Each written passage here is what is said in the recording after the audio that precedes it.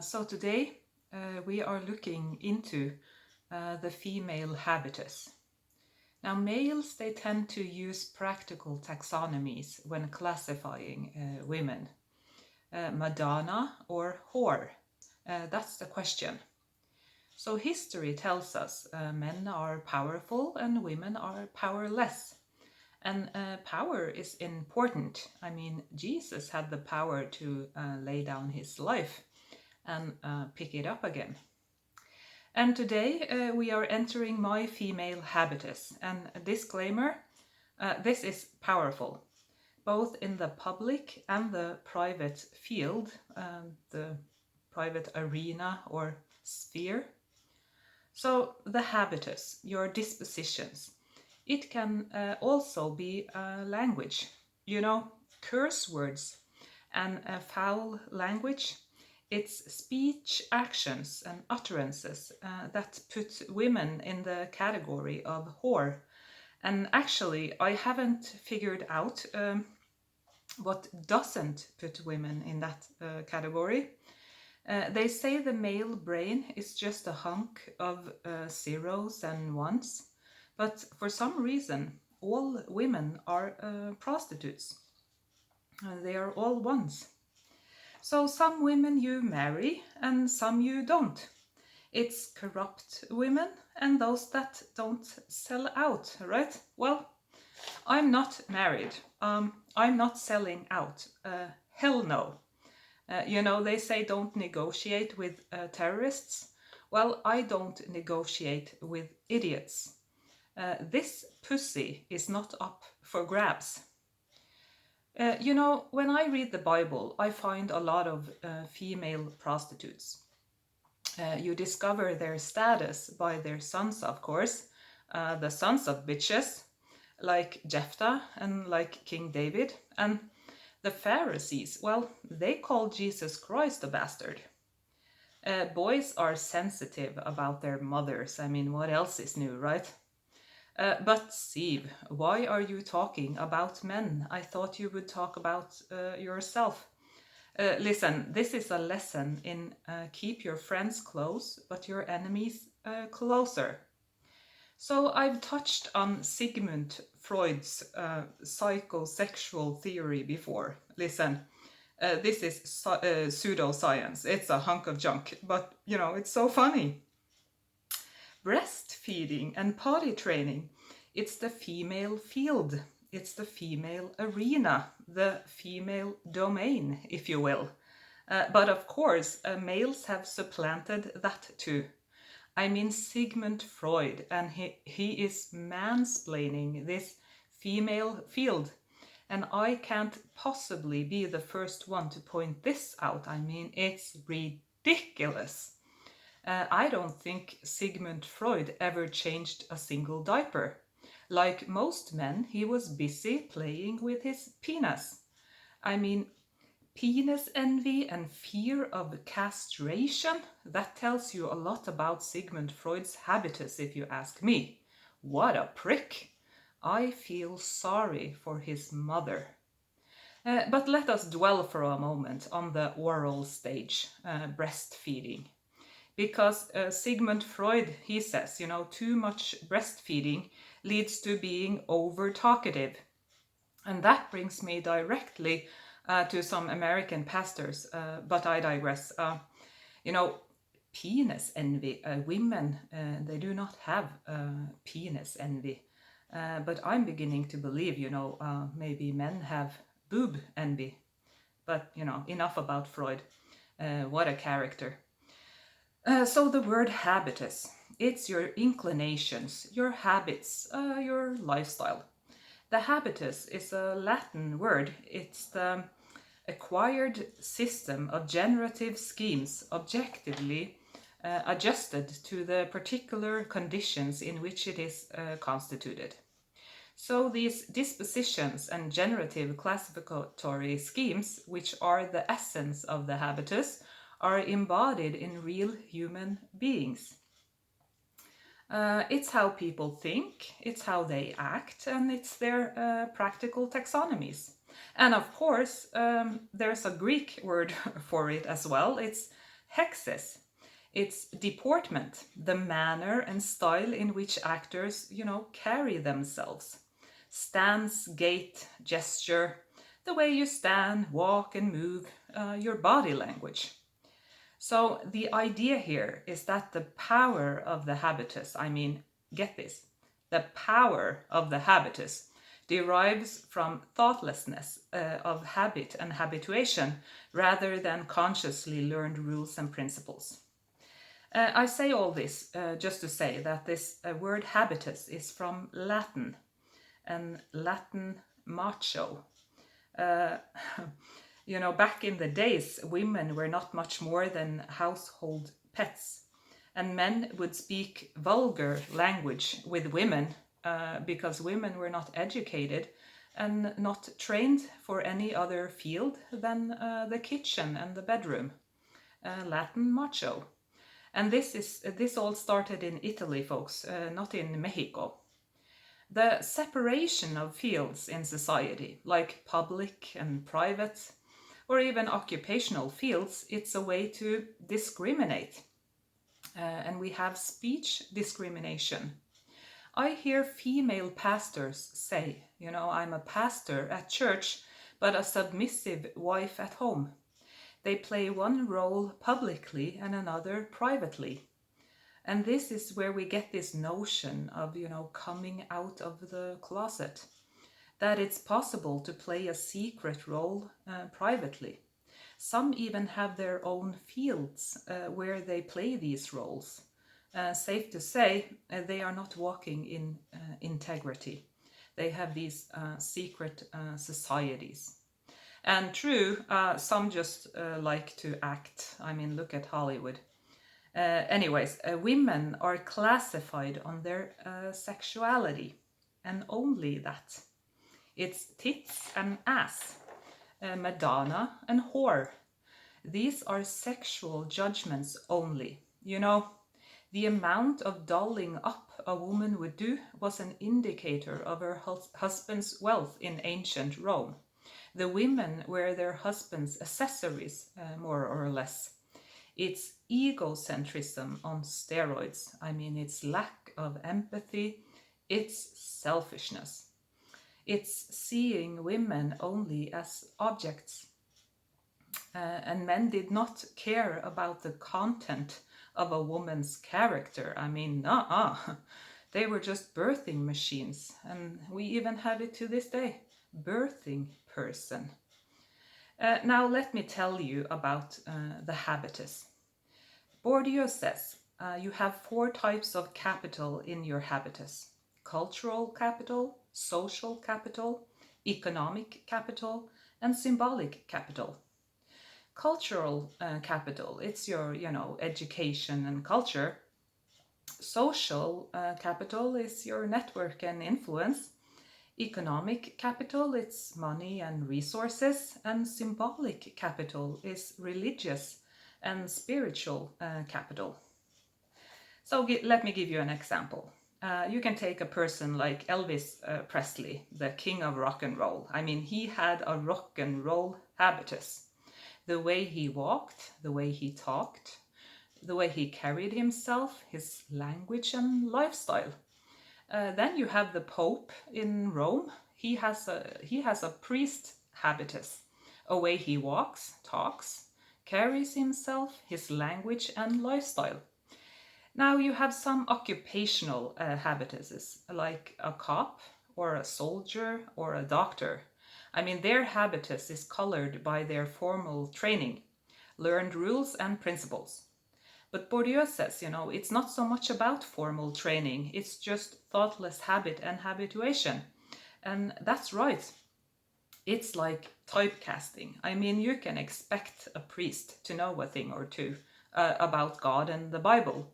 And you can expect a rock star to know a thing or two about rock and roll.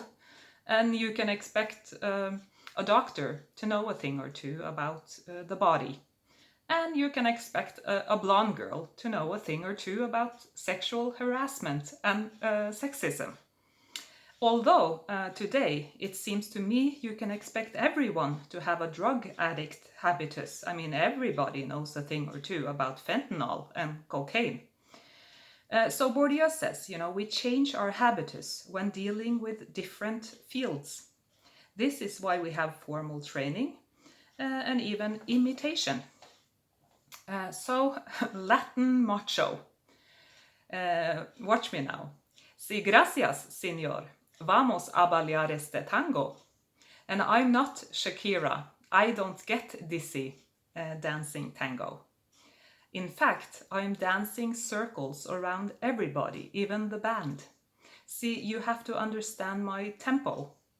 In the Star Trek universe, the Gran Nagus has the greatest business mind of the Ferengi, always thinking 10, sometimes 20 steps ahead of everyone else. So step into my tango. I'm so many steps ahead, it's countless. So sociology says practice is located in space and more significantly in time. It is something that can be observed in 3 dimensions and from moment to moment. Listen up. This is sociology. Temporality, the passage of time, is an axiomatic, self-evident feature of practice. Time is both a constraint and a resource for social interaction. Practice is intrinsically defined by its tempo. Practice as a visible social phenomenon cannot be understood outside of time and space. Any adequate analysis of practice must treat temporality as a central feature of its very nature. Now keep in mind that this is sociology, pseudoscience speaking. I'm a Christian and I have a different take on time and tempo. I don't see time as socially constructed out of natural cycles, days and nights, seasons, the human pattern of reproduction, growth and aging. In my belief, interactions don't have to take time. Time and space, well, let me liken it with Star Trek again. Warp speed. It's the 4th dimension. Warp 10. Now this is my view on time and space. So I don't see movement in space always as movement in time. In my worldview, time and space is not a social construct. They are supernatural. And I don't see the body, mass, as a mnemonic device upon and in which the very basics of culture, the practical taxonomies of the habitus, are imprinted and encoded in a socializing or learning process which commences during early childhood. I don't believe that our habitus, our dispositions, are beyond consciousness. I believe that the habitus can be controlled through what Bourdieu calls an awakening of consciousness and socio-analysis. I call it having a spiritual experience. What can I tell you? I have had some of those spiritual experiences. And when I look to science and the entire world history of science, for answers, all they can tell me is that Copernicus was some kind of genius for getting the idea that the sun might be the center of the universe, not the earth. And that Sir Isaac Newton was some kind of genius because an apple fell on his head and gave him this question: why doesn't the moon fall down? I quickly come to the conclusion, I'm dealing with morons here. I mean, maybe the Catholic Church was right, kill them all. And I'm joking, okay? I'm pro free speech. But I'm trying to find someone who can explain what I have experienced. So in the Bible, there's a story, a biblical account of Joshua stopping the sun and the moon. And now that's interesting. The book of Joshua is a story about Jesus being the captain of our salvation. He's the commander in chief. I mean, listen to this. Then spake Joshua to the Lord in the day when the Lord delivered up the Amorites before the children of Israel. Now the Amorites, they were a mountain people, and they were descendants of Noah, and they were Canaanites, and they practiced child sacrifice. And I've heard some pastors say, they liken it with abortion. But I mean, this was child sacrifice long after birth. And they even mutilated these children and probably raped them as well. Evil people find it more interesting to rape virgins and children for some reason. It's just evil. Okay. Then spake Joshua to the Lord in the day when the Lord delivered up the Amorites before the children of Israel. And he said in the sight of Israel, Sun, stand thou still upon Gibeon, and thou moon in the valley of Ajalon. And the sun stood still, and the moon stayed, until the people had avenged themselves upon their enemies. Is not this written in the book of Jasher? So the sun stood still in the midst of heaven, and hastened not to go down about a whole day. And there was no day like that before it or after it, that the Lord hearkened unto the voice of a man. For the Lord fought for Israel, and Joshua returned, and all Israel with him, unto the camp to Gilgal. So this trumps natural science as we know it. I mean, how do you like that field of power? I mean, commanding the sun and the moon to stand still. Jesus commanded the winds and the waves, and he walked on water, but commanding the sun and the moon? Now that's a control freak, right? Well, it's a joke. He's not a control freak. Let me tell you, you can go to any university in the world. They do not have an explanation for this phenomenon, save only for unbelief. If you ask me, I say Joshua, he had a powerful habitus. And that's to say it mildly. I don't know if you walk around commanding the sun to stand still, if that's your, lifestyle. So Joshua was the field of power, the command center, the captain. It's a habitus of victory, of righteousness, and an upright habitus. It's a body language. That's how you walk with the Lord, hexis. The Bible says, and Enoch walked with God, and he was not, for God took him. Now that's cool. I mean, I could camp out here. The Hebrew word halak for walk. Listen, walk like Enoch. So some people get confused by gender. I heard someone say to someone, a feckless cunt. Well, that must be the Democratic Party. See, I'm not letting any of these macho words fall to the ground. Nuh-uh. It's leadership. This almighty cunt will take the helm. But how will you do that, you ask? Well, I'll grab them by the pussy. Now, I have really small hands, okay?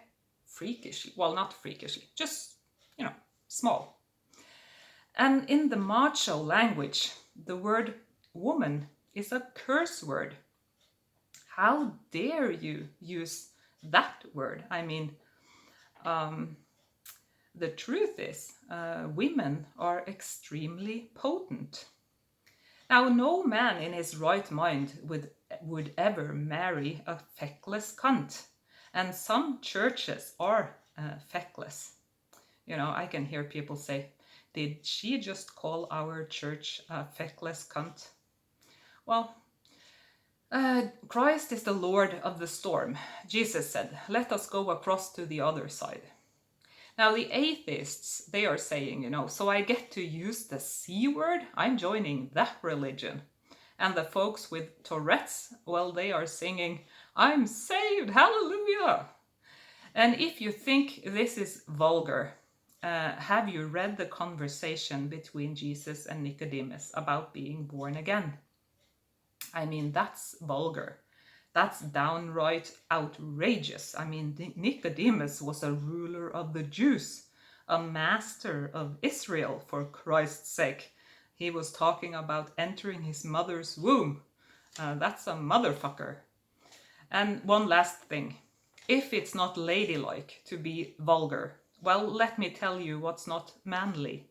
And that's talking about emotions and feelings, and especially not love. A man can talk about aggression, sure, and he can talk about hate and violence and the devils and demons, sure, why not? But love? No, that's not manly. You see, the Democrats are doing gender right now. Hating Trump is manly. Loving Democrat policies? No, I don't want to talk about feelings. Yuck. You see, Democrats, they love money. It's passionate greed. So how do you solve this problem, right? Well, you just grab them by the dingaling. See, this is locker room talk, the field of power. It's a secret society. I mean, look at Monica Lewinsky. She's more potent than Xi Jinping. I mean, she blew up the entire last millennium. And Bill Clinton, he's a dithering dick.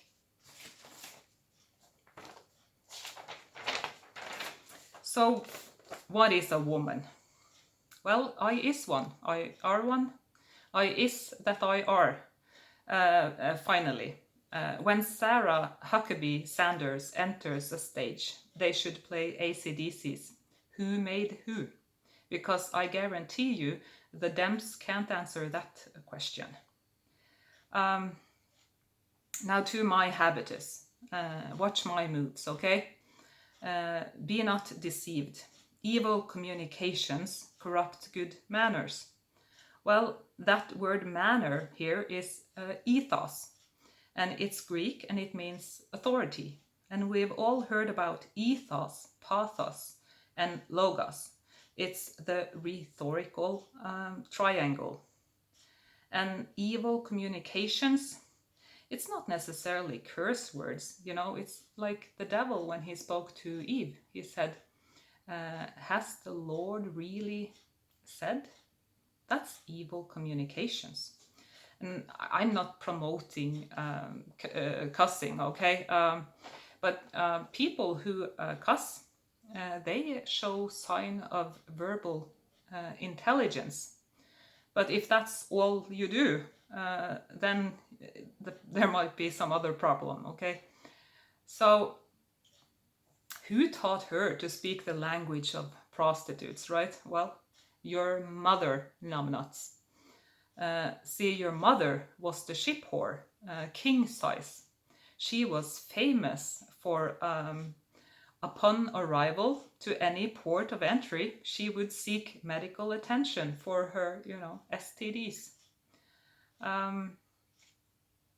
Jesus Christ, he enjoyed the company of prostitutes.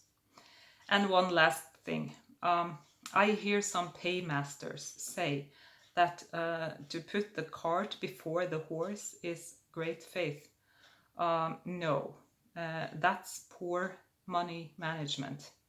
And I pray, Lord, in Jesus' name, let the paymasters meet a CPA that can explain to them that the horse goes before the cart.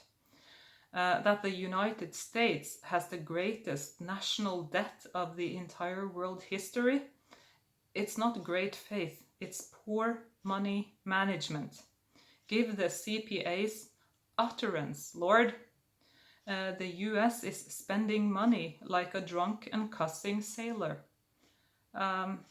Thus saith the ship whore, king size. And by the way, women don't have penis envy. So as I said, I'm beginning to believe men have boob envy, and maybe even womb envy and matrix envy. I mean, men are matrix retentive. They don't want to be born again because, you know, they like to camp out in the womb. So this whole thing has been experimental science, okay? So happy Thanksgiving.